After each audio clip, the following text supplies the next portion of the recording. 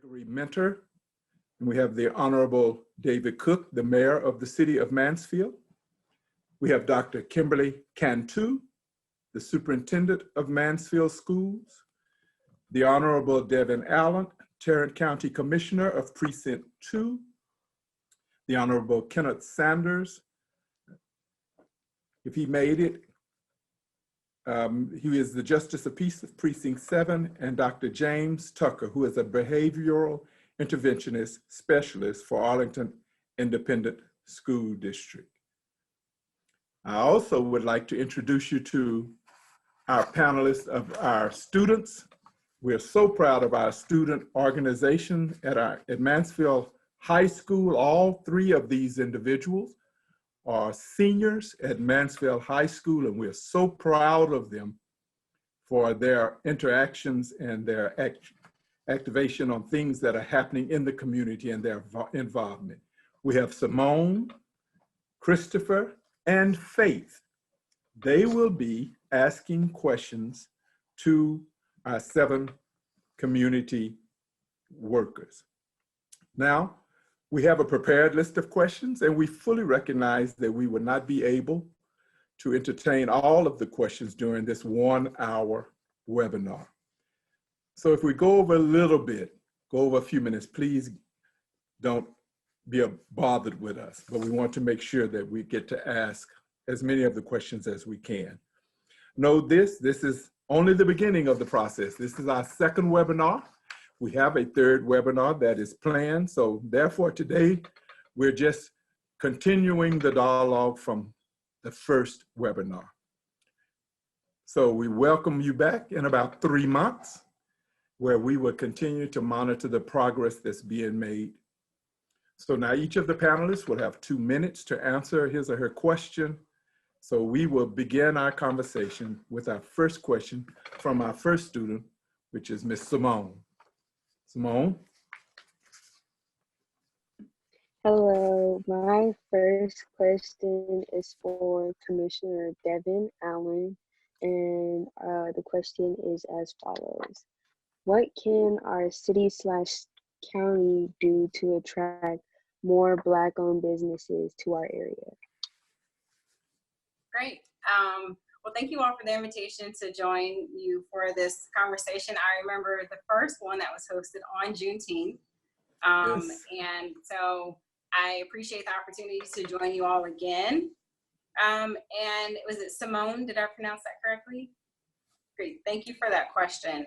I think one of the key things as a community we can do to attract diverse businesses, and in particular, Black businesses, is to acknowledge that there is a disparity in access to resources. But in taking that a step further, we have to look to see what resources do all business owners need, and there may be some, in particular, resources that Black businesses need in order not just to open up, but also to thrive. We know that starting a business, maintaining a business, growing a business is a huge undertaking, and one that requires obviously not just commitment from the business owner, but also commitment from entities that provide resources to them.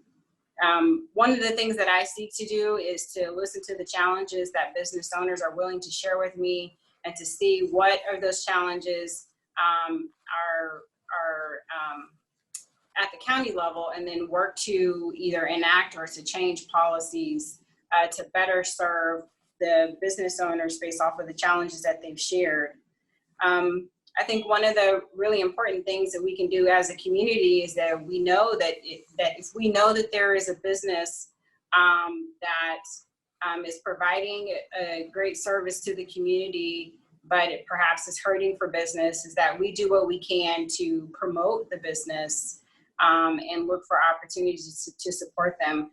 I know I don't have time in my response to kind of give you all a full update on our small business assistance grant program that the county had as a result of the direct allocation of CARES Act dollars that we received from the federal government. But I am proud to say that 130 Mansfield businesses did apply for that grant. 92 of those businesses were awarded money, which is about 70% of those the applicants for Mansfield businesses. And that total was just under $750,000. So we know that that's just a start. We know that businesses are hurting because of COVID and some of the measures that even I voted to put in place in order to try to maintain public health and public safety. But I think that's just a start. And just to summarize, is to ensure that we are acknowledging that there are particular issues that Black businesses face, that we're seeking to remove those barriers, and that we're looking to find other ways to support those businesses as much as possible.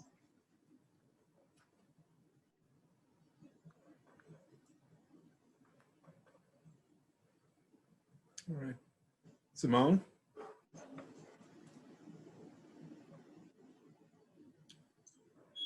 Okay. I guess if you kind of answered number 2, how can we ensure that people in Tarrant County, Mansfield have access to free or low cost COVID-19 testing? Sure, okay. Well, before I answer this question, I want to be sure in the amount of time that I have is to share contact information for our office.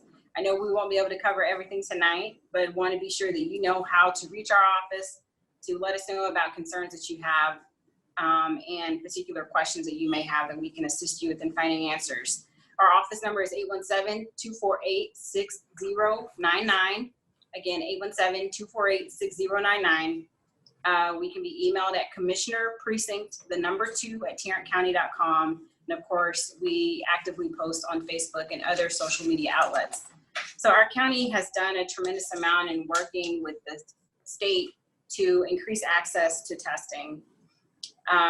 For those of you that want to stay up to date on the county's testing activities as well as test results, you can visit the tarrantcounty.com website. And you can click on a button that indicates testing, and it will take you to the site where you can access county testing, but then also the state site where you can put in an address or a zip code, and it'll show you, in addition to the county resources that are available, also the private businesses that are providing testing, such as a CVS or a grocery store or an urgent care clinic. Increasing testing capacity for the entire county, and especially for Precinct 2, has certainly been a priority of mine. And twice during the summer, we partnered with the state to bring a mobile test site to Mansfield, not just to serve the Mansfield area, but for that kind of that regional area. So that was twice this summer, and that mobile test site was located at the Mansfield Sub Courthouse right there on Broad. And we continue to look at innovative ways that we can get testing to folks, especially where transportation, other things may be an issue.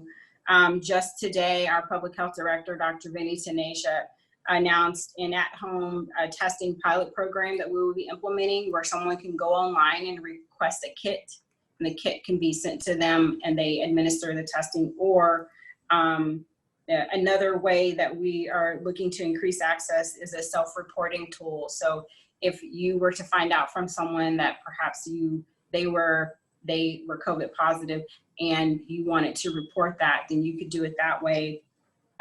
We also invested $1 million in a joint effort with UT Southwestern, Texas Health Resources, Dallas County, the city of Dallas, and the city of Fort Worth on a COVID prevalence study. Please look to hear more from my office on a fuller update on that.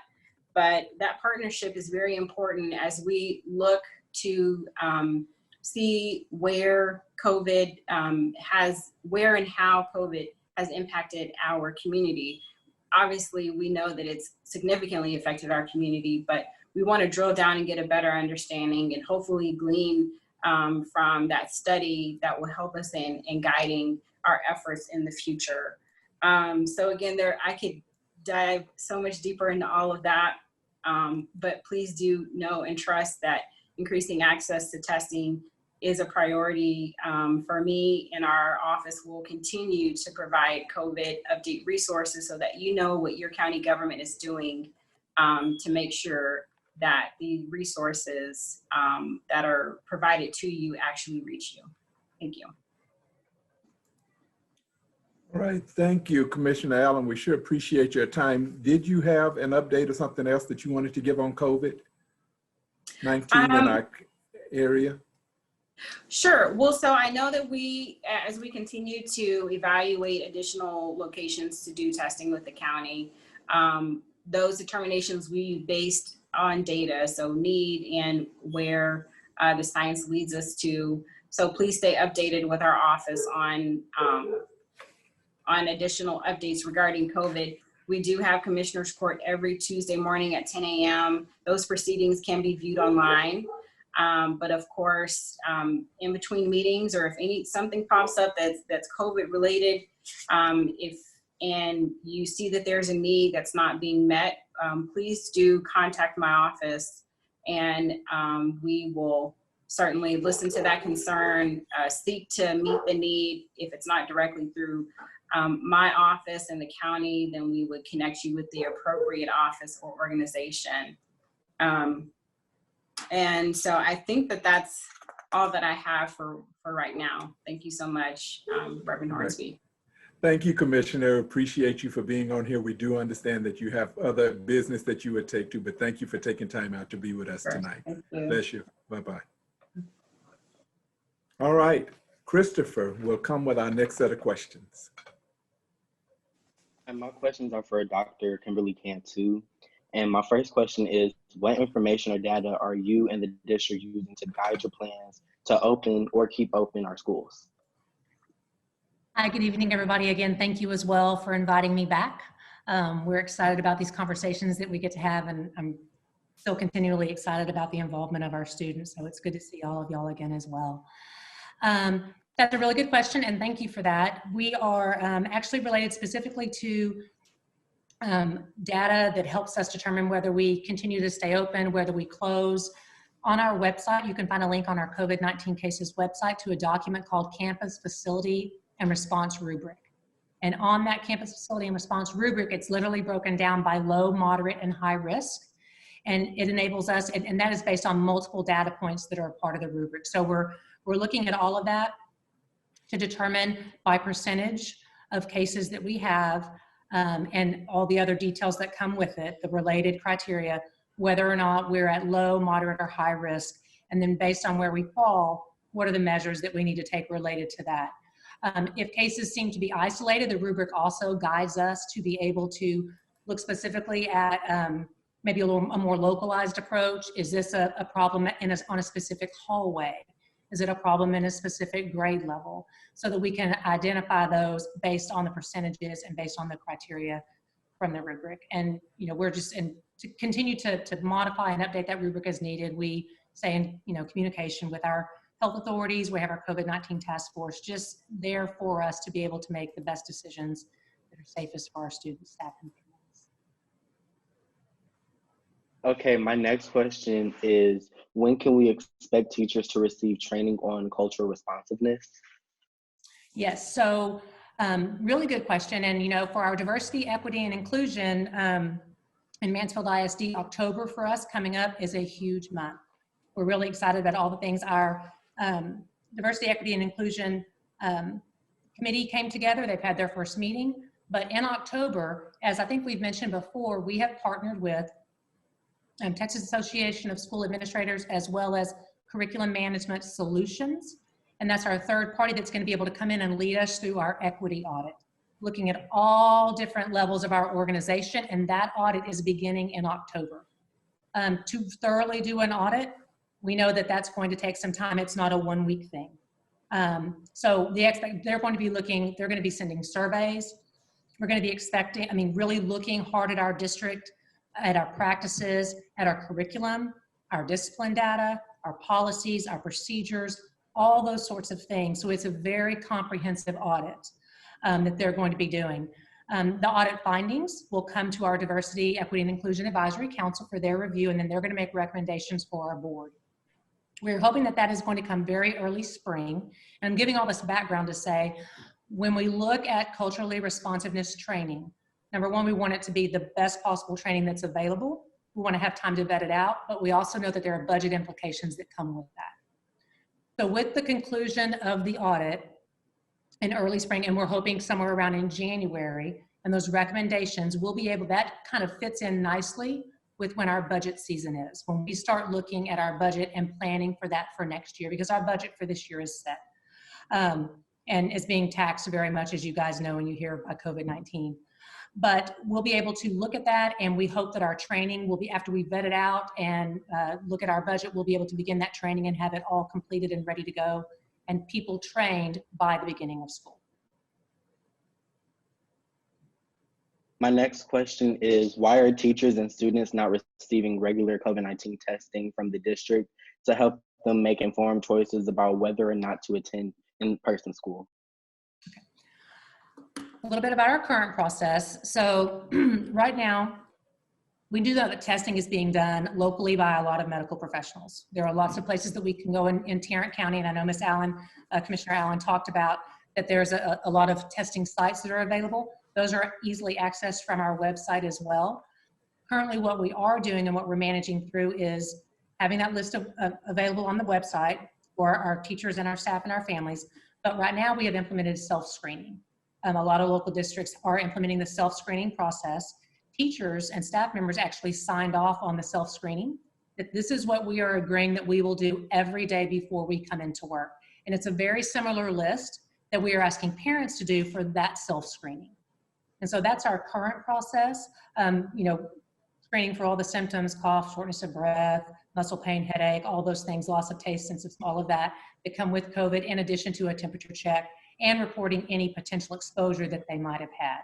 We're asking the same of families every single day.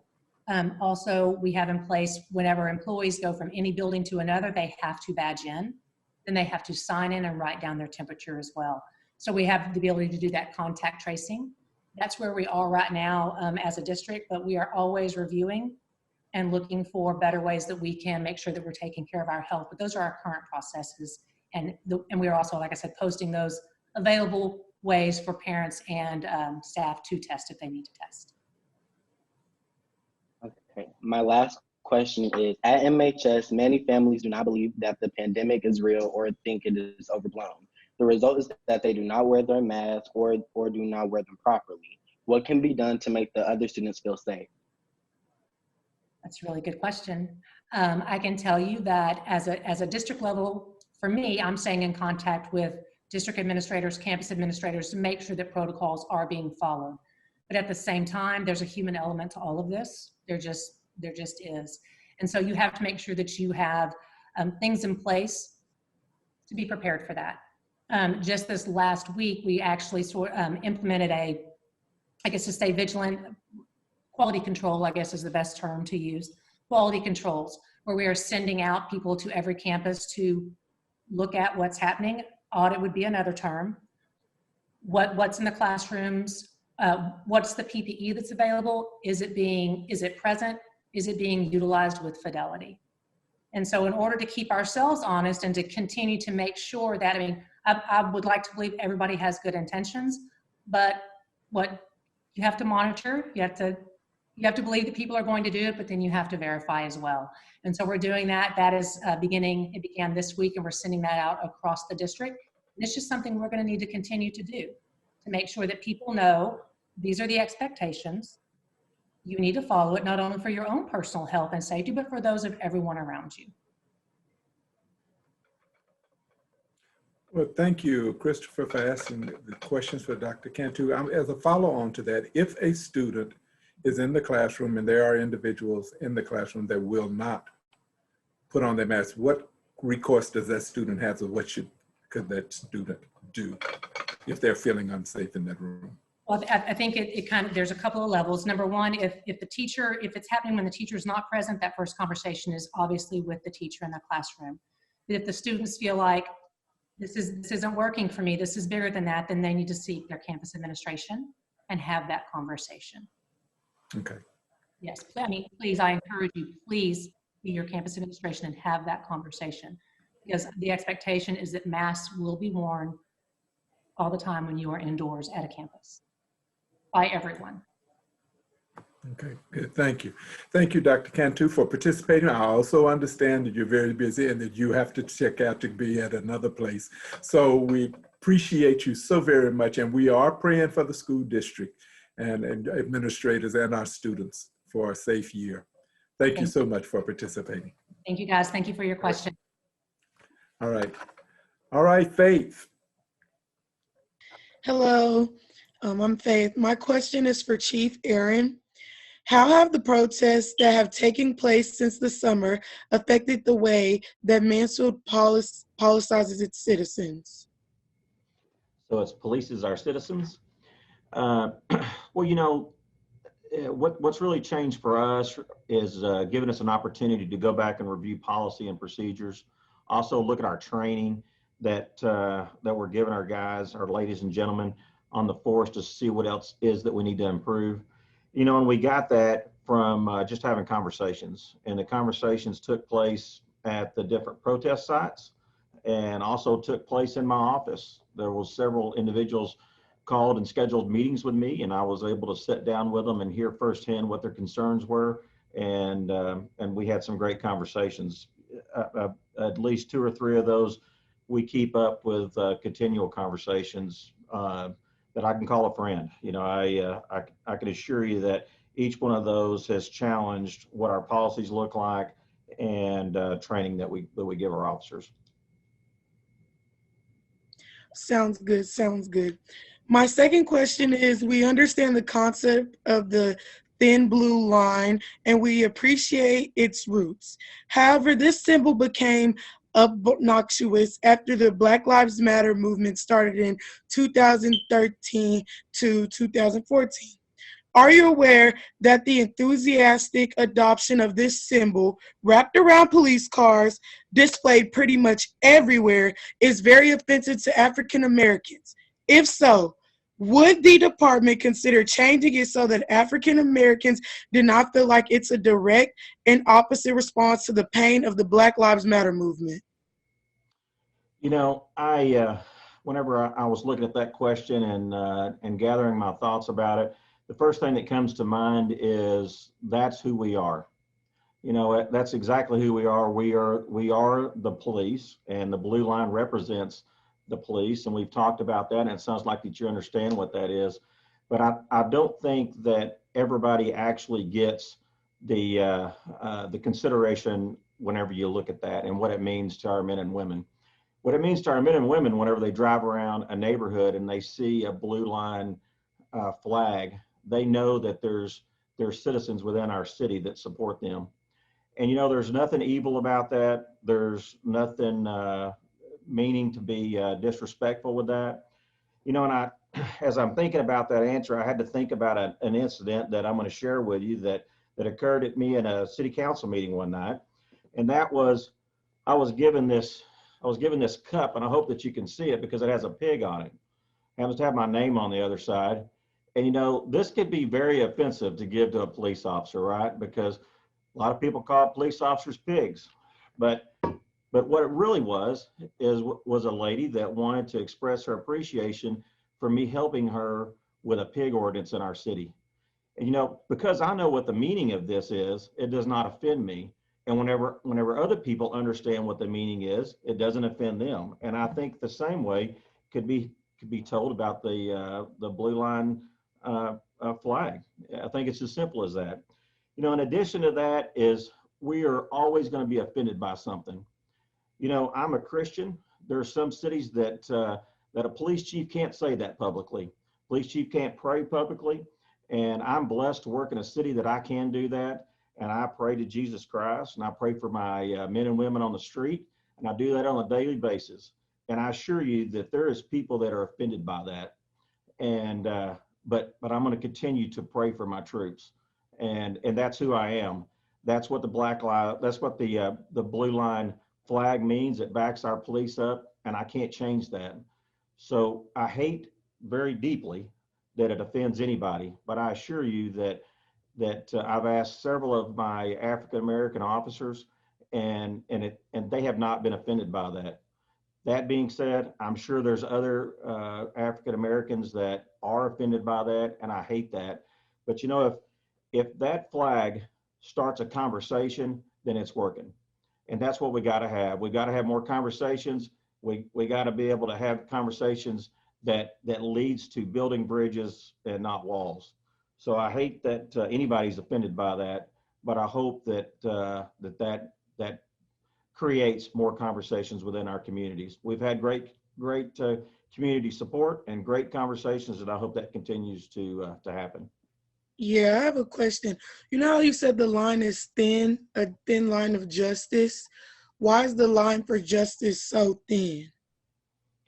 Well, I think the line is, well, you realize that started back in the 1800s, and it was actually started by the Red Line, a particular war where they said line up in a red line, and that's where that started from. The thin blue line represents the thin blue line that we stand on to between good and evil, and the reason why that is because we are going to protect a person whether or not they're committing a crime and now they're hurt. We're gonna still take care of that person.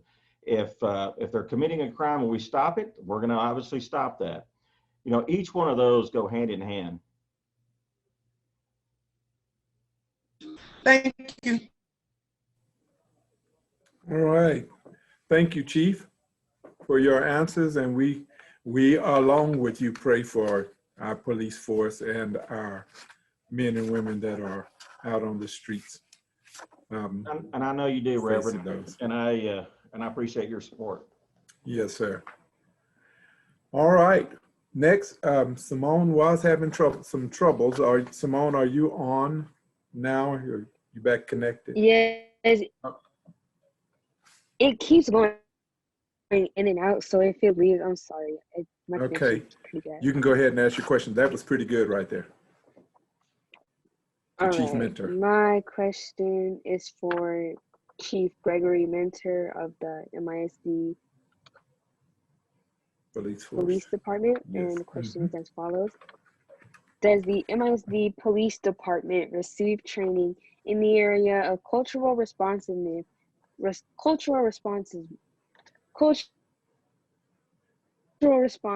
excuse me, and if not, would the MISD police consider it? Thanks for asking that question. Can everybody hear me? Yes, sir. I'm a little worried after the first session when my audio went out. And if I'm right, I get about 15 minutes to speak because I didn't get to speak that much the first time. I'm kidding. As I understand the term cultural responsiveness, it involves students. And police officers throughout the state of Texas are required by law to take different trainings. None of them are student specific whenever it comes to cultural. It pretty much involves everybody. And one of those classes is cultural diversity. It's kind of a one and done class. In other words, when an officer receives that training, they're done. There are other trainings they can take, but that's pretty much the required training that an officer has in the state of Texas. In July, I brought in a trainer to train our officers on implicit bias. And it was quite a challenge because of COVID-19, because of the things that we were dealing with. We had to have numerous trainings where small groups could come together. And as a school district police department, it's difficult for us to train our officers during the school year because we want those officers in the schools and we don't want to send them out away from the school for training. So what I've done is I've been looking at different platforms out there that allow training online for the officers. And one of the platforms that I've looked at, I like, and I'm going to move forward with purchasing that so the officers can take this training from their campuses. That training provides over 1,500 different kinds of training to include implicit bias, anti-bias, civil rights, cultural awareness, hate crimes, just a plethora of different topics that an officer can be trained on. So that's something that we're going to move forward to do to get our officers trained where they don't have to leave the schools. Now, that being said, during the summer when we can train officers, send them away for training, that kind of thing, and I'm not opposed to doing it during the school year if we have a good training or a mandated training that an officer has to attend. I'm not opposed to training whatsoever. And I look forward to finding any new trainings there are out there to educate our officers, especially whenever it comes to a cultural awareness or cultural responsiveness. I hope that answered your question.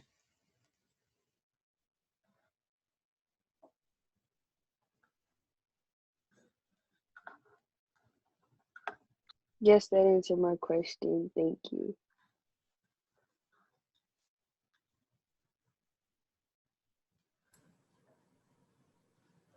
All right, Simone, did you want Chief Minter to respond to the same question that Chief Aaron asked about the thin blue line? All right. Chief Gregory Minter. I'm asking the same question as asked to Chief Aaron. We understand the concept of the thin blue line and we appreciate its roots. However, this symbol became ubiquitous after the Black Lives Matter movement started in 2013, and we found that the Blue Lives Matter movement started in 2014 in response to the Black Lives Matter movement. Are you aware that the enthusiastic adoption of this symbol, wrapped around police cars and displayed pretty much everywhere, is very offensive to African Americans? If so, would the department consider changing it so that our African American citizens and students did not feel like it is a direct and opposite response to the Black Lives Matter movement?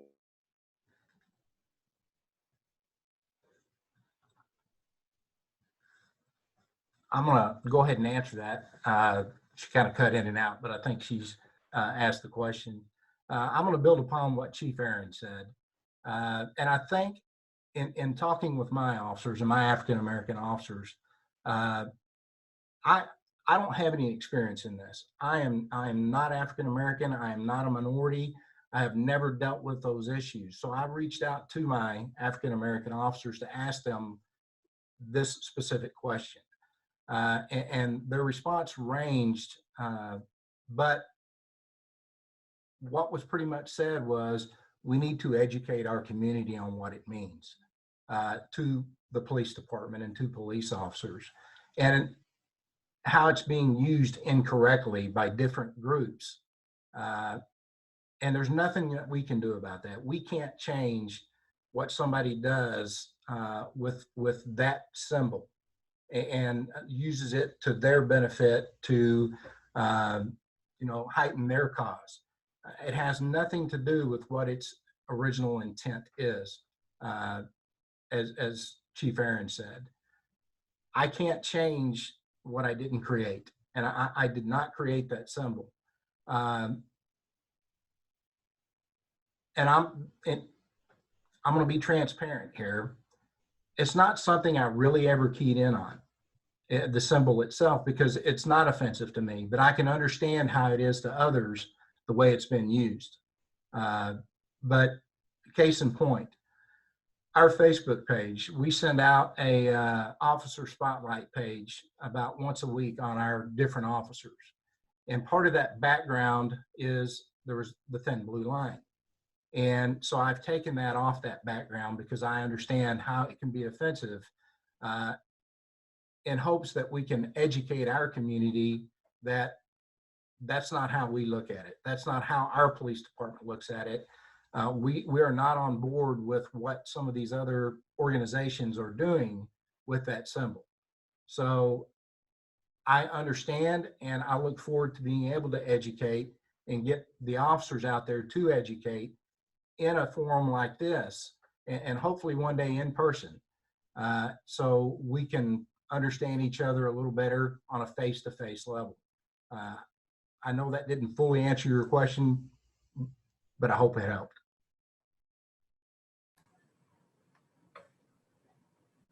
Thank you, Chief. I believe that. I understand.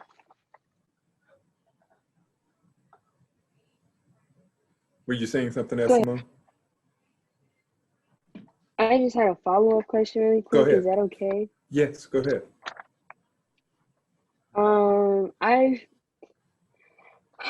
in response to what you're saying, I understand that, you know, you may not be educated on the topic, but if this topic of Blue Lives Matter has come up multiple times in this thin blue line of justice has become so controversial, so to speak, why hasn't it become more of a priority to deal with if it's offensive to citizens? Because, of course, police officers, you know, they may not know, but your job is to protect the citizens and the students, not to protect yourselves. Well, I mean, of course you should protect yourselves, but your job, what you're getting paid for, is to protect the citizens. So if they don't feel safe because of the symbol that you are flashing everywhere, then why isn't that a priority to look into and to educate your officers on?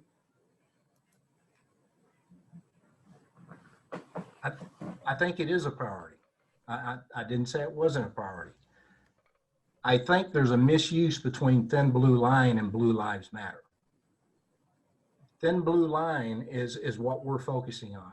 The Blue Lives Matter, I believe, was piggybacked on thin blue line. Okay, so that's where I think the focus needs to be.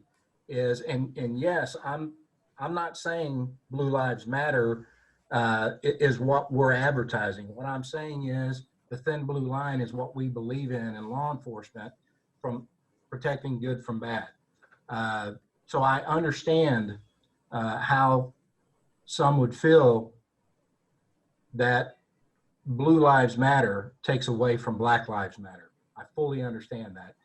And that's not what I'm promoting. That's not what we promote. We promote thin blue line.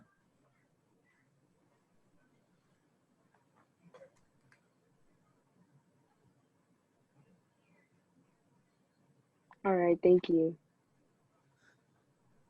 All right, sure. Thank you, Chief Minter, for your responses, your thoughtful responses to those questions. All right, we are ready for Christopher. Hello. My first question is for Mayor David Cook. And that question is, since COVID-19 kills African Americans at a significantly higher rate, what can Mansfield do to protect this vulnerable population?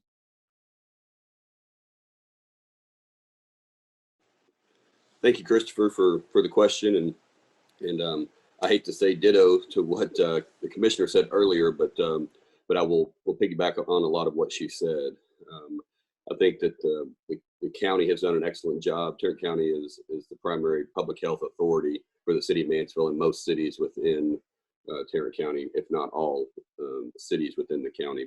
So what that means is that's, you know, when we have any type of public health emergency, we look to Tarrant County to be the leader and look for their direction and their expertise. For example, we just had the mosquito spraying policy ordinance was brought through the city, and so we asked the experts from the public health department over at Tarrant County to come into our city council meeting and give us their expert opinions. And so we very much follow the information that's put out by Vinny Taneja, the public health official with Tarrant County, and I believe that Vinny and his team and Judge Whitley and his entire team, which obviously is inclusive in one, have done an admirable job. All the commissioners, I think they've worked together for the betterment of the county without without being divisive. It's been a very inclusive process, and so I think that the opportunity is there both from the county level and the state level, and obviously the federal government's involved in that to some degree as well.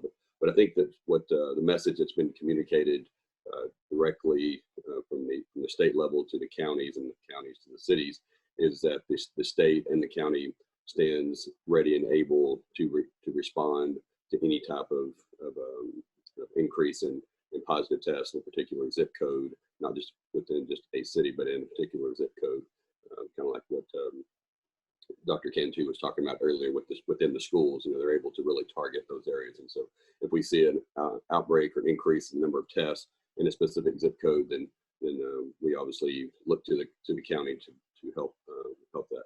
And as far as testing, that is where we organize our testing centers within the city of Mansfield. I believe that there's, if there is a time where that becomes necessary, for us to have additional testing centers. Tarrant County has been very capable of making those happen on an as-needed basis and as recommended by the county. And so that's an opportunity for, for our office here in the city of Mansfield to work with Commissioner Devan Allen's office, which obviously we somewhat share a parking lot. So it's an easy place to host any type of testing center that's necessary as recommended by the county or state. So we just stay in close coordination and look to their expertise as far as when and how we should do that testing. Okay, thank you. My next question is, since our last webinar, what changes has the city of Mansfield made in order to keep the promises that was made in the proclamation? Okay, and I don't want to take up all the time, but just for those that may or may not have read or may not have it in front of you, it's several paragraphs, but I think it's summarized in one paragraph, Christopher. So if I can, I'd like to just read that portion and then talk about that a little bit. So it says that, now therefore I, David Cook, Mayor of the City of Mansfield, Texas, join with members of Mansfield City Council to hereby support a commitment to equity, inclusion, and justice in Mansfield, Texas, and to encourage our citizens to work with us and with one another to listen to, learn from, and act in support of those in our community who are most important by racial inequities. And so that, I think that was the primary summation of the proclamation. And so I think what, when you look at the city, there's, there are some opportunity for us to, have inclusive either programs or inclusive policies. And, like where if the city is doing construction, I know that's one of the areas that's looked at as far as minority-owned businesses, whether or not those are involved in city construction. Unfortunately, we've not had anything like that since our last meeting. But one thing that where we really try to be inclusive is within the boards and commissions that are basically they're all volunteer boards, just like the city council is a volunteer board. All of the boards and commissions that the city has, like the Planning and Zoning Commission, the Economic Development Commission, Parks Board, the Historic Landmark Commission. We have probably, I'm guessing here, but I would say at least 12 different boards that members of our city have to be a citizen of Mansfield to apply and become a participating member as a volunteer of a particular board. And so I went back to just look, and I think that I've asked Reverend Hornsby's team to have this available to share on the screen. It's a little bit small, but hopefully y'all can read it. And what I like about the numbers that I'm seeing here is that the participation of minorities has certainly gone up tremendously, and I think hopefully it'll start showing. What you're going to see here is these are total applicants of all applicants that have applied for any board or commission within the city of Mansfield. And so this is a 3-year summary by race, so African Americans, Asian, Caucasian, Hispanic, and other. And so hopefully y'all can read all of that now it comes into focus, so I think you can. But if you look at just the top line with regard to African American, we saw the total applicants, so the total people that applied to be on a board. We had 8 in 2018. It dropped down to 4 in 2019, and then it increased to 13, so more than tripled in 2020. And the timing really lined up with the injustice that took place this summer. And so, I'm really happy to see the number of participants and then the number of applicants, tripling in that regard. And then if you look in the far right-hand column, the totals shows the total applicants and the total appointed, and then the percentages of those that were appointed. And so the highest number was with regard to Hispanic. There were only 2 applicants, and both of those were appointed. So they're 100% there. With regard to African American, for these 3 years, we had a total of 25 applicants, and 13 African Americans have been appointed for 52%. And then with regard to Caucasian, there's been a total of 123 applicants for those 3 years, and 36 people, or just about 30% of those individuals were appointed to different commissions and boards.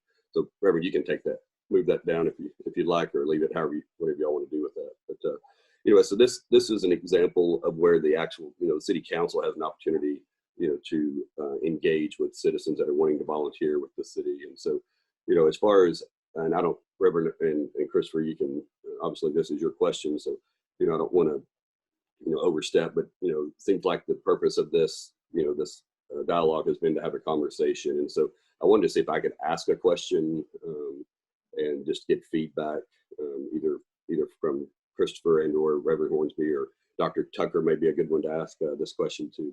But my question is on the application, it has a, obviously you put your name, address, and date of birth, and you go through a background check to make sure that that there's not anyone that shouldn't be serving on a board or a commission. But you prioritize what commission or what board you want to get onto. But what we've seen is at the bottom there is a question that asks what the race is. And so I really wanted to ask Reverend Hornsby or Dr. Tucker, Christopher, anybody, Simone, anybody that cares to to comment on it is do you think that question should be on the application as far as what race? And just so basically what happens is they come in for a short interview. When I say short, I'm talking probably 5 to 10 minute interview with City Council. So there is a face-to-face interview. And so I just wanted to ask that question. I think maybe, I don't know if Dr. Tucker would be the best one, but anybody that has an opinion on that, I just wanted to ask that question.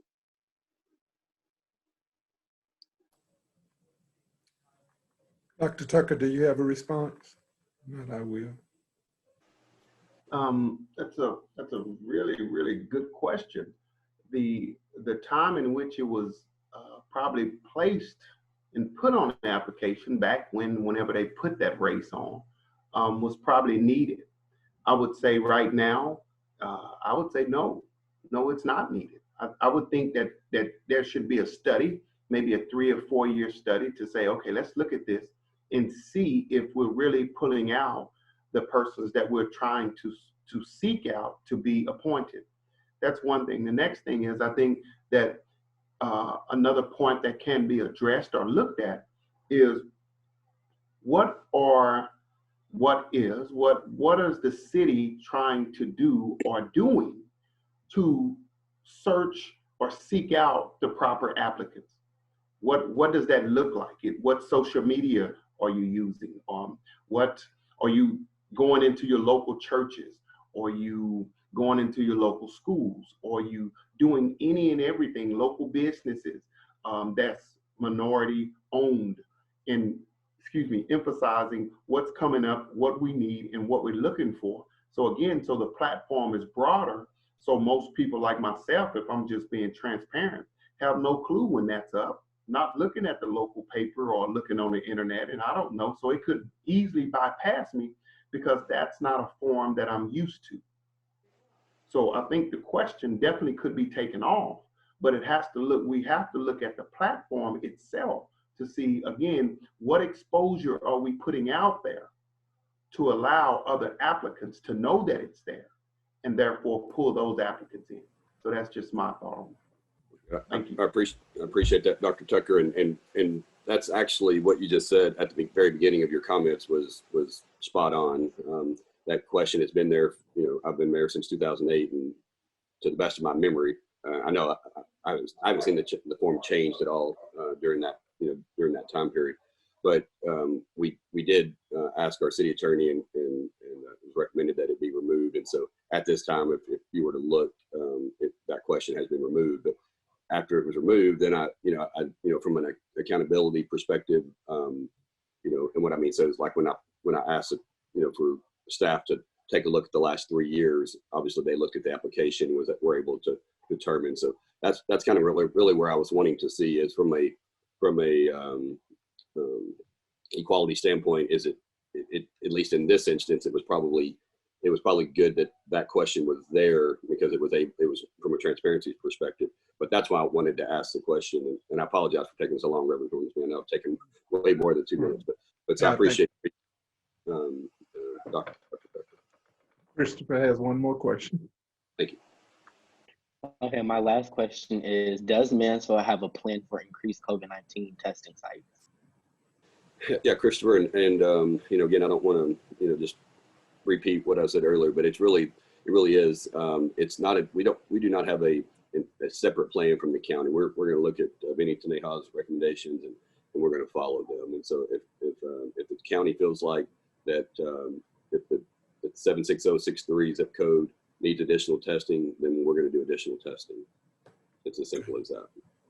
So, and if I may, if Reverend, I don't want to step on, but there was one question earlier talking about, what can we do in working together and things like that. And so there was an opportunity under the CARES funding for the city to partner with the school district. And I know that Christopher talked about a little bit earlier about remote learning and things like that. And so one thing that the city of Mansfield has done with the Mansfield ISD, and believe it's the only city within Mansfield ISD that did this through the CARES funding, but we were able to provide access, hotspots and things like that through our CARES funding. We were looking at emergency response communication, things like that, as far as communication is concerned throughout the city. And through that, we had an opportunity to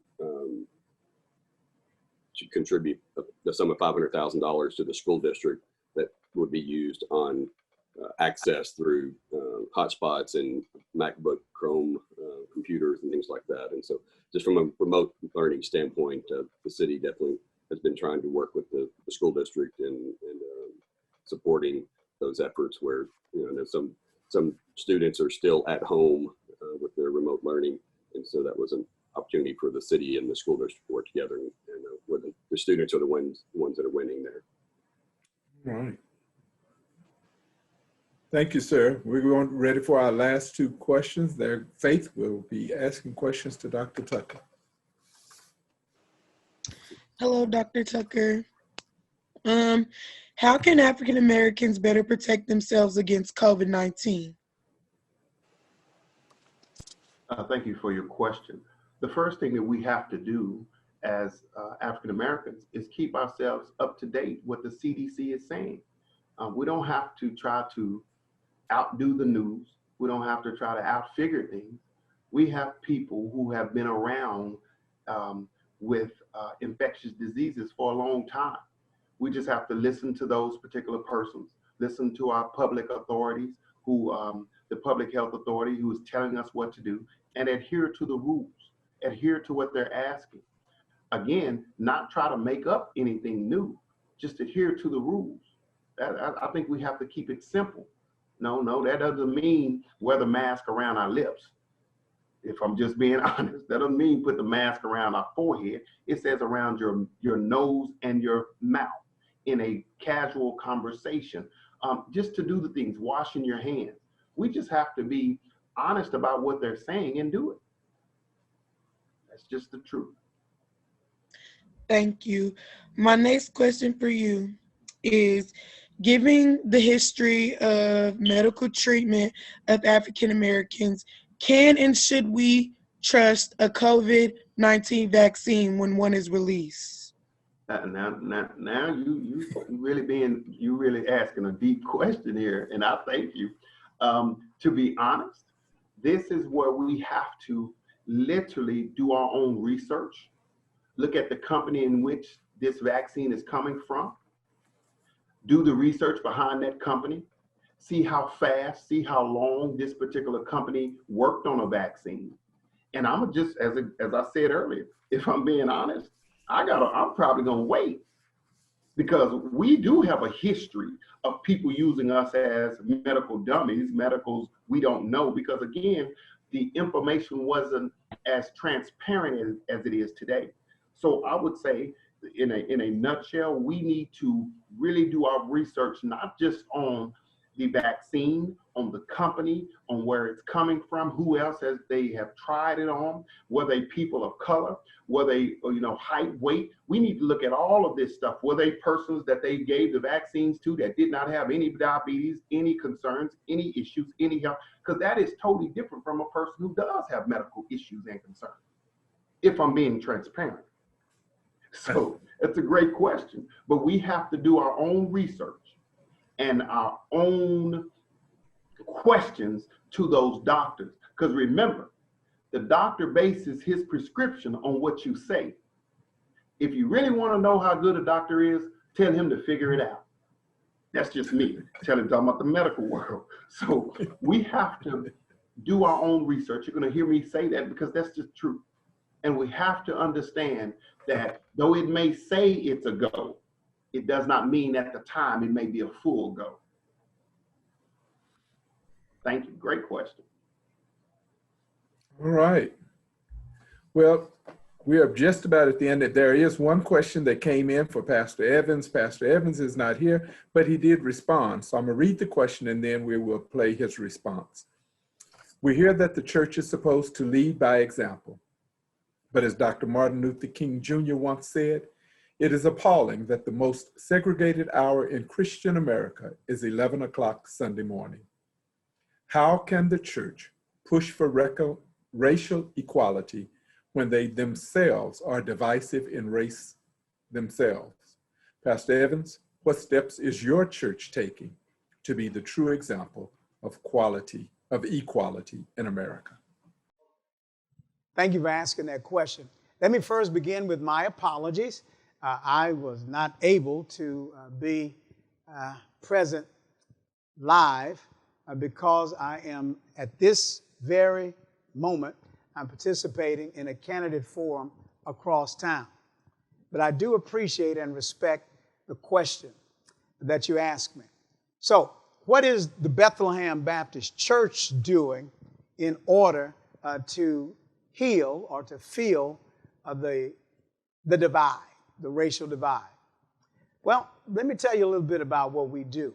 About 2 years ago, the Bethlehem Church, along with First United Methodist Church, we came together. We brought our staff together and we began a monthly dialogue. We started talking about those racial issues, those uncomfortable stereotypes. We started dialoguing together about that language, the language that you hear, the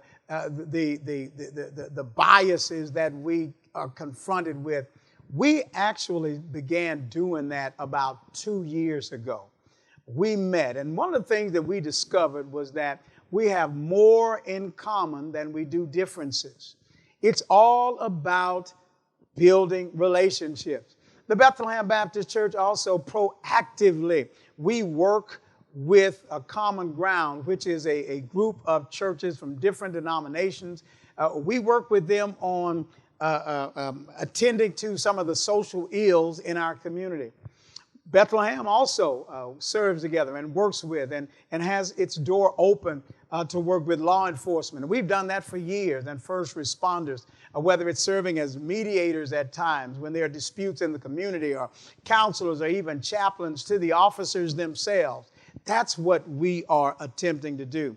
We participate in just about every volunteer effort that is named here in the city of Mansfield. We work together with Mansfield Cares and Mr. Larry Nix in investing heavily in the clinic that is located just a couple of blocks from the Bethlehem Church. That is how you help to heal the racial divide. It's people working together. It's building relationships. We do that right now. We continue to do that, and we think that is important. So when you come to Bethlehem, or when we go to wherever you are, if it's a food pantry issue, if it's filling backpacks for children at the local schools, you can't color that. That is just something that you do. That is how you bring together people from all different ethnicities, social backgrounds. We need to be intentional about it. We attempt to do it, and we hope that you attempt to do the same. Let's lock arms together and let's unify for common causes. Thank you for asking that question. Amen. Sure want to thank Dr. Evans for that answer. And I want to thank all of our public officials. I want to thank our MISD students and all of the people that are working behind the scenes to make this webinar work tonight. We appreciate the Bethlehem Church, the Historic West Mansfield of Texas Community Development Corporation, and Mansfield Strong for underwriting this, our second of our 4 webinars on a community conversation on race relation.